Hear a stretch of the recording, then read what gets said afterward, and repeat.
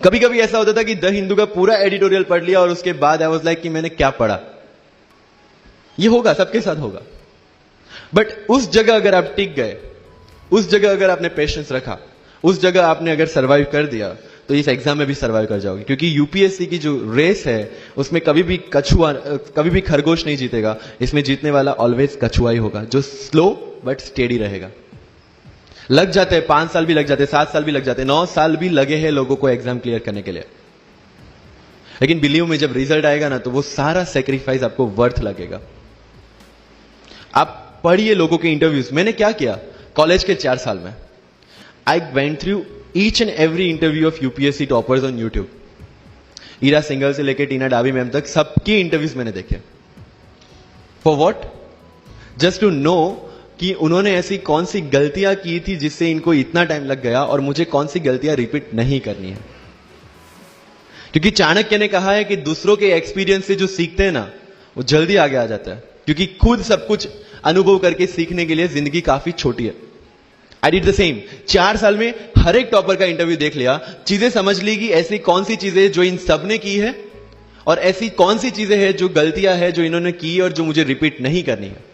सो जब युद्ध के मैदान में हम उतरते हैं, इस चक्रव्यूह में उतरते हैं, तो अभिमन्यु की तरह नहीं, अर्जुन की प्रिपरेशन के साथ उतरना है कि हमें पता होना चाहिए कि इससे बाहर कैसे निकले। I did the same. College के 4 साल इंटरव्यूज देखे, ब्लॉग्स पढ़े, समझा कि इसमें कॉमन मिनिमम क्या है।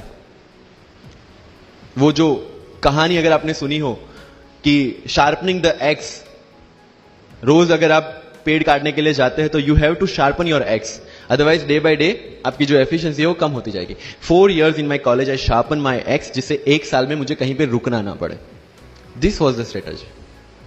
आज मेरे पास काफी मैसेजेस आते हैं, sir please give me your strategy. I am sure आप में से काफी लोगों ने किसी टॉपर्स को पूछा होगा, please share your strategy. Why? हर एक की स्ट्रेटजी अपनी खुद की होती है। अगर आज 990 लोग यूपीएससी में सिलेक्ट हुए तो यू विल गेट 990 स्ट्रेटजीज, क्योंकि हर एक की स्ट्रेंथ और हर एक की वीकनेस अलग है। You have to understand this.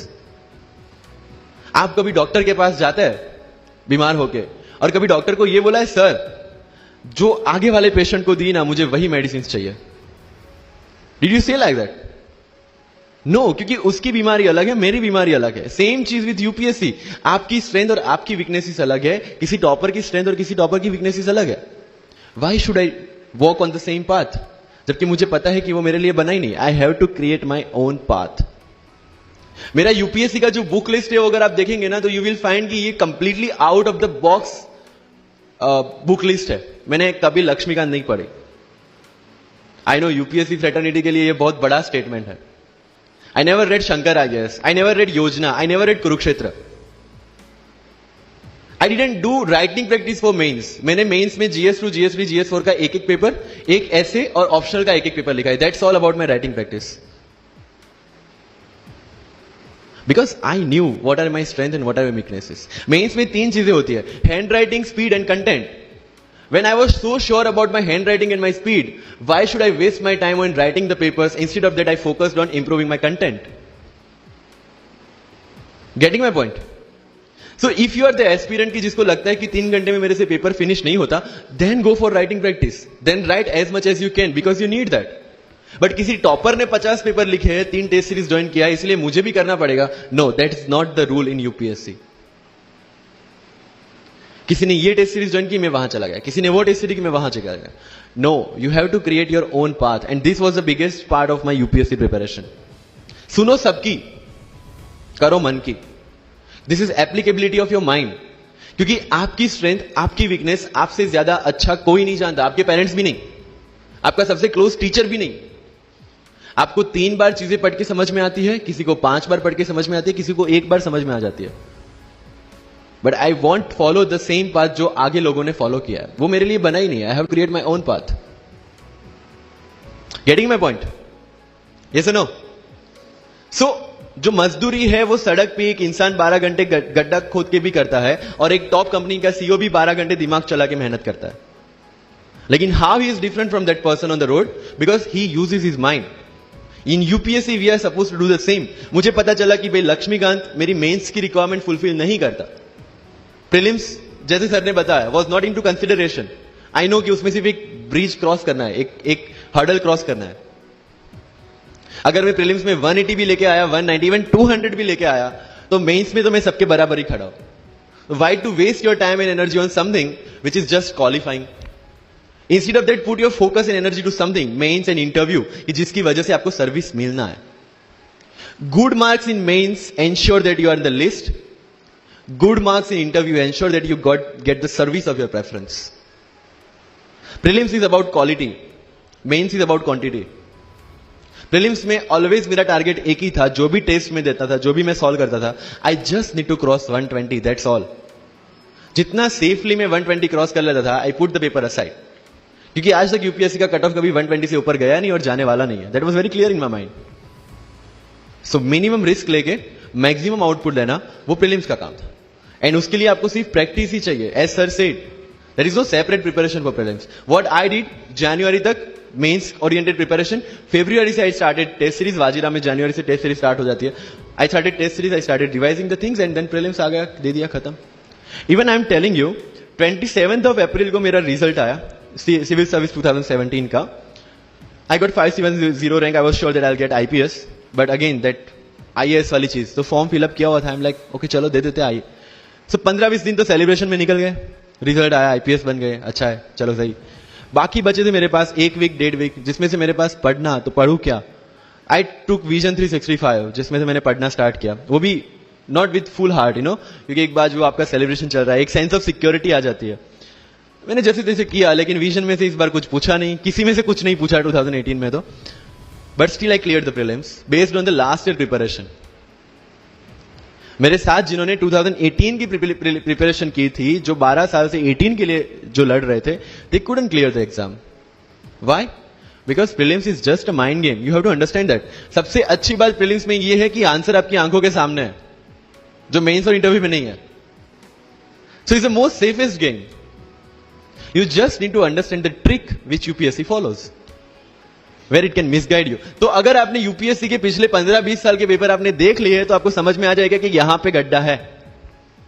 अगर यूपीएससी ने इस टाइप का स्टेटमेंट रखा है, तो you have to be careful about this. But होता यह है कि हम विजन वाजीराम की टेस्ट सीरीज करके जाते हैं, हमारा माइंडसेट उस हिसाब से बन गया है, and then we try to attempt UPSC. So मेरा स्ट्रिक्टली एक ही चीज आपको कहना है कि अगर आपका प्रीलिम्स जून में है, तो मिड ऑफ मई तक सारी टेस्ट सीरीज खत्म कीजिए। लास्ट 15 डेज में सिर्फ यूपीएससी के प्रीवियस ईयर के पेपर्स कीजिए, तो आपका जो माइंडसेट है वो यूपीएससी एंगल से सेट हो जाएगा। फिर you will not target the prelims exam from vision और Vajiram point of view, you will do it from UPSC point of view. This is mind game. See, this can not be taught in any class और this can not be written in any book. This you have to understand by yourself. Wisdom जो sir ने बोला, अगर 5 लाख लोग prelims में बैठते हैं और 15,000 क्वालिफाई करते हैं, what is different with those 15,000? There are certain keys जो आपको पकड़नी है प्रीलिम्स के लिए। Test series is a practice test. हम क्या करते हैं, टेस्ट सीरीज दे दिया, मार्क्स देख लिए, खत्म। No, that is not for your evaluation, that is part of your learning process. What I used to do sir, कि वाजीराम का जब टेस्ट खत्म होता था, मैं घर पे आके खुद उसकी की बनाता था। How does it help you?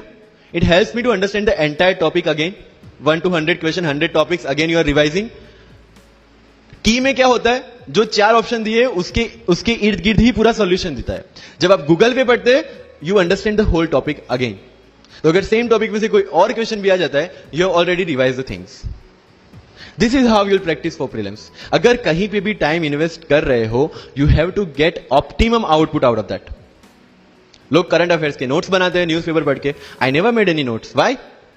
जब कोचिंग क्लासेस इतना पैसा दे के उनके लोगों को बिठा के न्यूज़पेपर में से, पीआईबी में से, पीआरएस में इतना अच्छा मंथली मैगजीन प्रिपेयर करते हैं, what's the need for me to write down the same thing again in my notes? उससे बेटर है कि मैं वो मंथली मैगजीन बार बार रिवाइज कर लूं। वाजीराम में एक सिस्टम है, 500 लोगों का क्लास होता है। अगर आपको फ्रंट रो में बैठना है, तो you have to go 1 hour early. So मैं 1 घंटे पहले जाता था, लेकिन 1 घंटे पहले जाके लोग वहां क्या करते थे, they started discussing the things जिनके बारे में उनको खुद को पता नहीं होता। What I used to do, putting on my headphone, taking the monthly magazine and going through the sections 1 by 1। 1 साल मंथली मैगजीन को 1 घंटे वहां बैठ के ही रिवाइज किया है, no extra time for that. और इसी हिसाब से प्रीलिम्स के पहले मेरे मंथली मैगजीन 5 बार रिवाइज हो चुके थे। That give you the confidence to go for the prelims exam. Revision हर बार क्या होता है प्रीलिम्स में जाते हैं, एक क्वेश्चन देखा, 2 ऑप्शन पता है, 2 ऑप्शन नहीं पता है, होता है यूपीएससी में, इट्स वेरी कॉमन। 2 ऑप्शन पता है that means you have read that topic, 2 option नहीं पता that means you lack clarity on that topic. ये डिलेमा वाले क्वेश्चंस जितने कम, आइदर आपको आता है और नहीं आता है, दैट्स ऑल। जितने ज्यादा क्वेश्चंस में डिलेमा, उतना आपका रिवीजन ज्यादा चाहिए, उतनी आपकी क्लैरिटी कम है। This is simple test for checking out कि आपकी प्रिपरेशन कहां तक पहुंची है। जब भी टेस्ट लेके बैठो, टॉपिक है, अगर पढ़ा हुआ है तो यू मस्ट नो एवरीथिंग, अगर नहीं पढ़ा है that's not the issue. See you just need to score 60% और 70% in prelims, same thing 50% in mains. So there is no one who can clear the 100% syllabus of UPSC. आज तक UPSC, GPSC दोनों first attempt में clear करने के बाद भी if I am asked something from medieval India, I don't know anything.